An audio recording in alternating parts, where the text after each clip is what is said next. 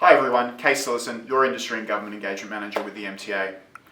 You may have realised, but we've had a state election just recently, and while you may know the new Premier, Peter Malinauskas, there's also a whole range of new ministers in his cabinet which are really important to our industry, and I'd like to talk to you about a few key ones today. First of all is the Deputy Premier, Susan Close. Not just the Deputy Premier, but also for the Minister for Industry, Innovation and Science. Now, she's going to be important to help spread the message about the importance of our industry. $2 billion to the South Australian economy, more than 5,000 businesses and over 27,000 employed by those businesses in South Australia. We're also hearing she's going to be important for skilled migration, and we'll let you know once we find out more about that. Secondly, we have our new Treasurer, which is Stephen Mulligan.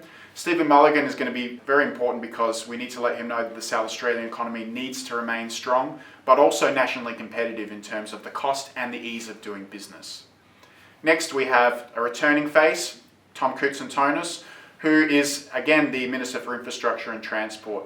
Now, recently you will have known about blowouts in inspections at Regency Park, and he was actually one of the people who was out there spreading the word about that. So we're going to be talking to him about fixing that problem.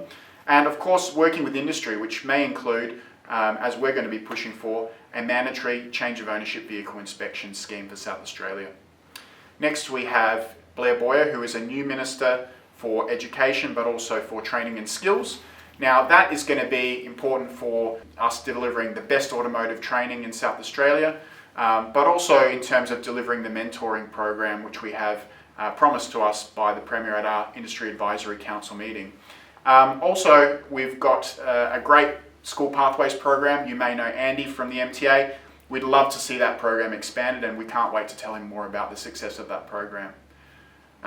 Next, we have Andrea Michaels, a new minister who is the Minister not just for Consumer Affairs, but also for small and family business. Now, with Andrea, she was actually a great supporter of the Body Repairer Bill for the mandating of the Code of Conduct nationally with penalties for breaches.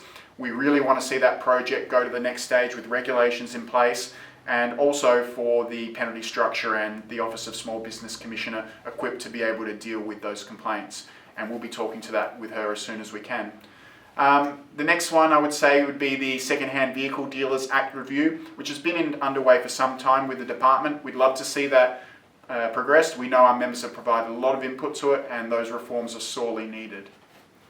Finally, I think it's important to mention the Industrial Relations and Attorney General Minister, Kai Ma. Now, for him, Labor have put forward proposals to introduce wage theft and industrial manslaughter bills, which would have potential impacts to our industry.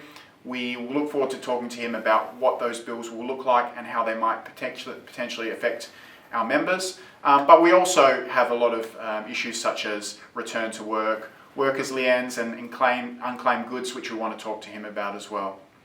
So there are more ministers, but those are probably the most important ones that you need to know about.